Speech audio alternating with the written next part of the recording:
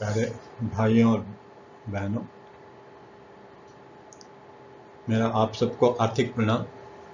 मैं कृष्णालोक संरचनात्मक समाकलन प्रभाग से structural integrated division, council of scientific and industrial research, वैज्ञानिक तथा औद्योगिक अनुसंधान परिषद, राष्ट्रीय आंतरिक प्रयोगशालाएं, बेंगलुरु।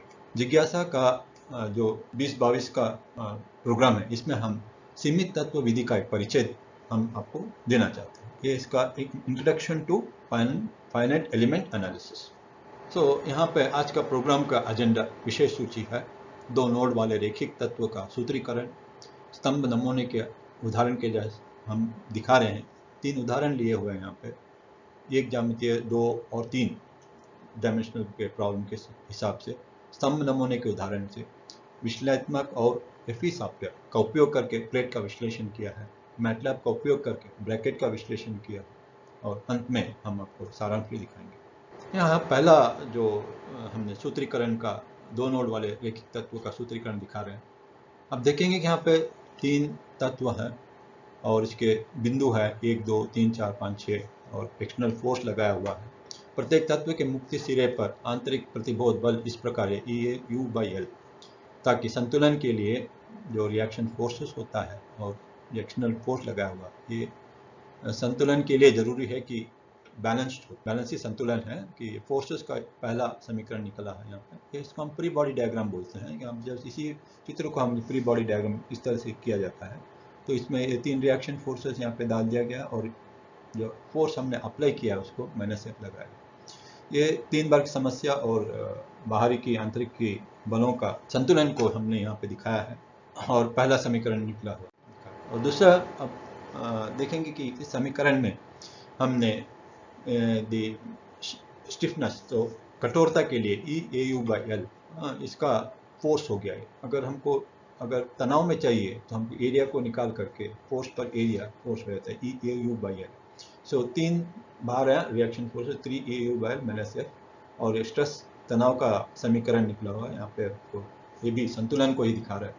हम 3 बार संरचना को कठोरता स्टिफनेस को स्प्रिंग से बदल सकते हैं। तो यहाँ पे K 3 EAU/L को हम K स्टिफनेस लगा दिया, तो विस्थापन का गणना के लिए हमें KU -F = 0। यह हो गया हमारा गवर्निंग इक्वेशन। जो ये गवर्निंग को हम बोलते हैं कि शासकीय समीकरण। शासकीय समीकरण को जो हमने दिखाया है, इसमें हमको क्या करना है कि ये फोर्स जो है हमको पता रहता है, जो हमने बाहरी बल लगाया हुआ, और जो विस्थापन है उसको हमको गणना करना है, और K को लिए हम इन्वर्स करने से मैट्रिक्स को हमको विस्थापन की गणना मिलती है।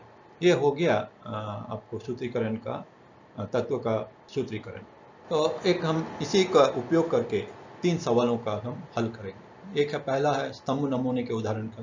यहाँ पे देखें आप 2 स्तंभ हैं, उसमें बाहरी की ओर 1000 न्यूटन का भार लगाया हुआ है, और ये भार जो है नीचे की ओर है, इसलिए हमको ये घटाव की चिन्ह हमको मिलेंगे कि जो विस्थापन है वो घटाव का होता है, क्योंकि वो कंप्रेशन नेगेटिव डायरेक्शन में है। और इसका एरिया A1 है 1 स्क्वायर मीटर, इसके नीचे का 2 स्क्वायर मीटर, और दोनों की लंबाई एक ही है 100 mm। तो इसको हम जो चित्र सातत्य कंटिन्यूम का विवेकीकरण दिखाया गया है, इसको स्प्रिंग के प्रतिनिधित्व में भी दिखाएंगे तो इस तरह से रहता है। और एक तत्व को हमने दिखाया है, इसका 2 बिंदु एक तत्व और उसकी लंबाई L, और इसमें हमको समृद्धता कठोरता का K1 K2 के साथ रेखीय द्वारा भी दर्शाया जा सकता है, और इसी को नीचे की ओर माप देने के कारण हमने घटा का चिन्ह हम। तो अब देख सकते हैं कि तत्व की कठोरता मैट्रिक्स की व्युत्पत्ति डेरिवेशन, यदि हम एक बिंदु के पार इकाई नीचे की ओर विस्थापन लागू करते हैं और रोकते हैं, तो बिंदु 2 हम बराबर एक बल प्रभाव सकुशल को प्रेरित करते हैं। बिंदु 1 पर AE/L और दूसरे पर -AE/L के बराबर एक बल प्रभाव गुणांक बिंदु 2 पर है। इसी तरह हम प्रभाव गुणांक का मूल्यांकन कर सकते हैं, और नोड 2 पर एक इकाई क्षण के कारण नोड 1 को रोका जा रहा है। और तत्व के लिए कठोरता स्टिफनेस मैट्रिक्स हम प्राप्त कर सकते हैं AE/L AE/L -AE/L। ये हो गया 2x2 मैट्रिक्स, और उसको हम जो सामान्य है कॉमन, उसको बाहर निकालने से यही पे हमको आइडेंटिटी मैट्रिक्स और एक सिमेट्रिक मैट्रिक्स मिल जाता है। सिमेट्रिक मतलब आप देख सकते हैं कि जो यहाँ पे अंक है वही अंक यहाँ पर भी होना चाहिए, डायगोनल के अपोजिट। सो ये सिमेट्रिक मैट्रिक्स हो गया 2x2 एक तत्व। सो हम यहाँ पे दो तत्वों के लिए कठोरता संबंध गणना का इस प्रकार की जा सकते हैं। सो ये पहला हुआ, पहला तत्व के लिए। दूसरा तत्व हमको पता है उसका एरिया है 2 गुना है, तो यहाँ पे हमको 2 लगाना पड़ेगा, तो एरिया हो जाता है। यहाँ पे भी एरिया है, यहाँ पे 1 होने के कारण हमने नहीं दिखाएगा। तो यहाँ पे जो रिएक्शन फोर्स है उसको नीचे पे कंस्टेंट किया हुआ, इसका 0 हो जाएगा। तो ये हो गया तत्व 1 और तत्व 2 का कठोरता, स्टिफनेस मैट्रिक्स विभक्ति। सो समग्र असेंबली विवेकाधीन डिस्कटे सातत्य कंटिन्यूम के लिए बीजीय अलजेब्रिक समीकरण का संयोजन। असेंबली विधि का आधार है कि नोडल इंटरकनेक्शन सभी तत्वों के लिए समान होने के लिए नोड पर विस्थापन की आवश्यकता होती है, उस नोड के बगल में। इस प्रकार उपरोक्त दो समीकरण को जोड़ने से होता है। तो यहाँ पर देख सकते हैं ब्लू और ऑरेंज कलर में लगाया गया है कि इस तरह से हम कुछ सामग्री असेंबली बोलते हैं, दो नोड मिल जाते हैं तो 3x3 मैट्रिक्स मिल जाता है। सो U1 U2 3 ये हो गया विस्थापन को गणना करने के लिए R3 रिएक्शन फोर्स है। सो R3 में रिएक्शन फोर्स हमको पता है कि उसको 0 होता है, क्योंकि वहाँ पर हमने कंस्टेंट किया है। तो ये रो और ये कॉलम हट जाते हैं। देखेंगे यहाँ पर कि ये 3x3 मैट्रिक्स है, इसलिए परिवर्तन संतुलन संबंध इस प्रकार है। तो यहाँ पे देखिए ये पूरा रो और एक पूरा कॉलम हट जाने से हमको फिर से 2x2 मैट्रिक्स है, 2 और 2 का मैट्रिक्स। इसमें 2 मतलब 2 रो 2 कॉलम, 2 रो और 2 कॉलम है। इसका U1 U2 विस्थापन है और इसका 1000 जो भार ऊपर पे डाला हुआ वो है, और 0 है रिएक्शन फोर्स। सो अब हमको इसको हल करने में सरल हो जाता है। इसका हम अगर इन्वर्स कर देते हैं तो U1 U2 मिल जाता है। तो हम यहाँ देखते हैं कि U1 U2 जो हमने हल किया अज्ञात विस्थापन के समाधान सामान्य है। तो U1 U2 600 बाय E और U2 है 500 बाय E। अगर विश्लेषणात्मक रूप में एनालिटिकली अगर रूप में PL बाई E विस्थापन का डायरेक्ट फॉर्मूला मिल जाता है, हम इसमें स्टिफनेस मैट्रिक्स डिराइव करने की, कठोरता का मैट्रिक्स डिराइव करने की जरूरत नहीं पड़ती है, विपत्ति करने की जरूरत नहीं है अगर हमको एक समीकरण पता होता है। इस समीकरण में हम देखते हैं कि PL बाई E अगर लगाएं तो ये भी हमको U2 500 बाई E मिलेगा। ये देखिए आपको 500 हो जाएगा 2 को हटाने से, और यहाँ पे 5000 और 0.1 से अगर गणना करते हैं तो हमको यही उत्तर मिल जाता है। तो अगर सरल हो जो समस्या तो हम इस तरह से कर सकते हैं, जहाँ पर हमको ये विश्लेषणात्मक रूप से अगर समीकरण हो, ये इससे ज़्यादा समीकरण उसी को मिलता है जो बहुत ही सिंपल कॉन्फ़िगरेशन होता है। उसी तरह U1 को U2 प्लस U1 यहाँ पे आपको 600, यहाँ पे 100 मिल जाएगा, आपको 500, आपको 600 बाई E।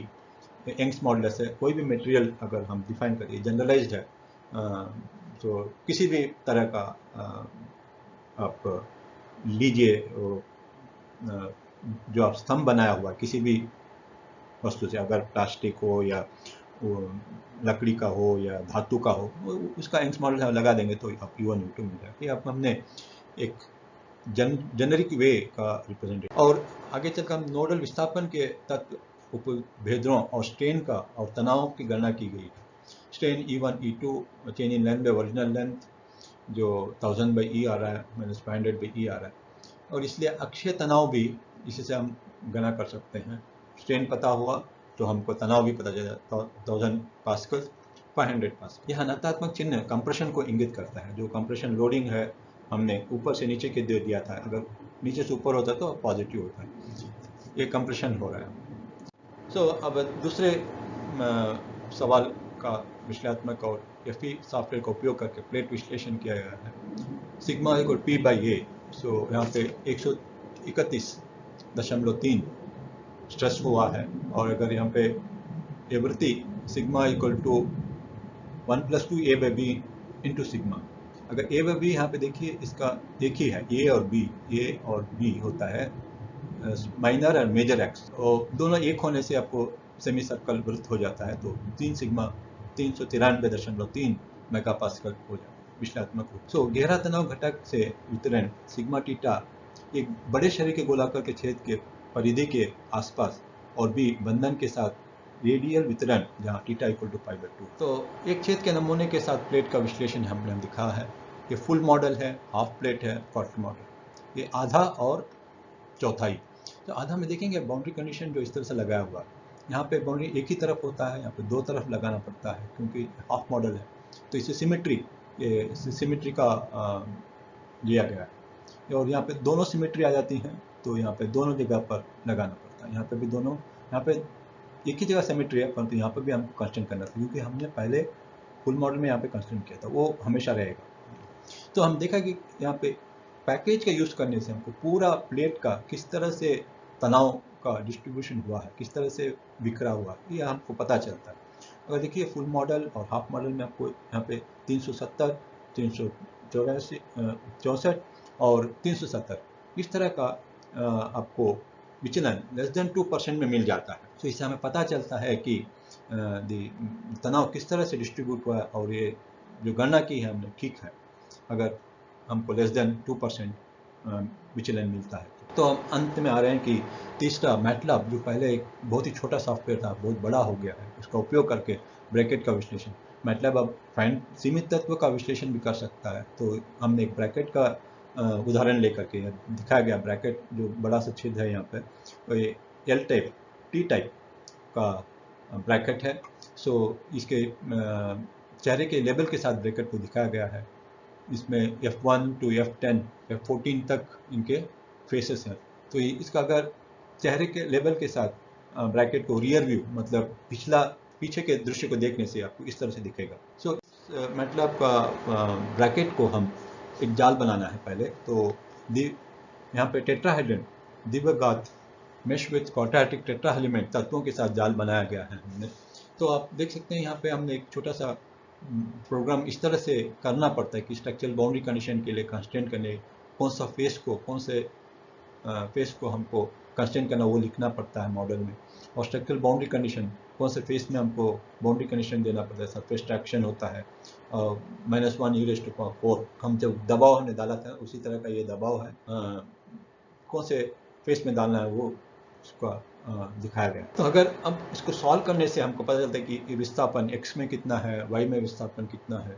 तो एक तरह का फ्रिंज पैटर्न जो फाइनाइट एलिमेंट में की बड़ाई की मिल जाता है। तो y डिस्प्लेसमेंट का विस्थापन मिलता है और z डिस्प्लेसमेंट। ये सब अगर आप देखेंगे तो अधिकतम विश्लेषण z डिस्प्लेसमेंट में और घटाव 4.43 E-05 मीटर है।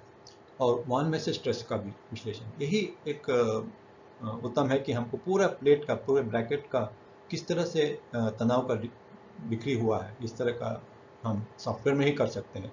अगर हम मैनुअल हैंड कैलकुलेशन करें तो आपको एक पॉइंट मिलेगा बस, वही उनको एक एडवांटेज है। और अच्छी बात है कि सॉफ्टवेयर का यूज़ करने से ये सब हमको जानकारी मिल सकती है।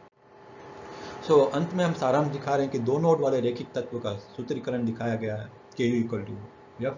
ये शासकीय समीकरण है। जो फाइनाइट एलिमेंट स्टैटिक एनालिसिस जो करता है उसको इसका ही यूज़ करना पड़ता है। हम देखा स्तंभ नमूने का ये 1 डायमेंशनल है, और जो प्लेट विश्लेषण है 2 डायमेंशनल है, और ये जो मैथलैब के साथ ब्रैकेट का विश्लेषण 3 डायमेंशनल। सो स्तंभ नमूने के से ग्रंथ में हमने विस्थापन और उपभेदों, स्ट्रेन का और तनाव स्ट्रेसेस का विश्लेषणात्मक और एफई की गणना भी दिखाई है। तो विश्लेषणात्मक और एफई सॉफ्टवेयर का उपयोग करके प्लेट का विश्लेषण परिणाम की तुलना भी हमने आपको दिखाई, और मैटलैब का उपयोग करके ब्रैकेट विश्लेषण, विस्थापन और स्ट्रेन और तनाव की गणना भी की है। इस तरह से हमने आपको तीनों समस्याओं का हल दिखाया है। तो हम इस आभार प्रदान करना चाहते हैं कि हमारे प्रधान SID के स्ट्रक्चरल इंटीग्रेशन और निदेशक CSIR NAL के श्री जितेंद्र जादव सर और हिंदी अनुवाद को मैं आभार व्यक्त करना चाहता हूँ। और अंत में मैं असफलता किस तरह से हमें प्रेरणा लेनी चाहिए कि हमें अभी 10,000 तरीके मिले हैं जो काम नहीं करेंगे, इस तरह से थॉमस एडिसन हमको बताते हैं। कभी भी हमको हार नहीं मानना चाहिए, नेवर गिव अप। और एक प्रतिज्ञा लेकर के हम सब होना चाहिए, हम एक दूसरे और प्यार और सम्मान के साथ बंधे हुए परिवार के रूप में खड़े हों। हम एक सेना के रूप में साहसी और अनुशासित सेवा करें, जो हमारे भीतर और उसके बिना सभी निम्न प्रवृत्तियों को झूठे मूल्यों के खिलाफ लड़ने के लिए तैयार रहेंगे। हम ईमानदारी से त्याग और सेवा के महान जीवन जिए। जो हम उपभोग करते हैं उससे अधिक का उत्पादन करते हैं, जो हम लेते हैं उससे अधिक देंगे। हमें सद्गुण, साहस और ज्ञान के मार्ग पर बनाए रखने के लिए प्रभु की कृपा मांगे। आपकी कृपा और आशीर्वाद से हमारे आसपास की दुनिया को प्रभावित करें। हम मानते हैं कि हमारे देश की सेवा ही भगवान की सेवा है। और लोगों की भक्ति सर्वोच्च है। आत्म के प्रति समर्पण है। हम अपनी जिम्मेदारी को जानते हैं, हमें उन्हें पूरा करने की क्षमता, निर्भयता, साहस दे। ओम तत्सत। धन्यवाद।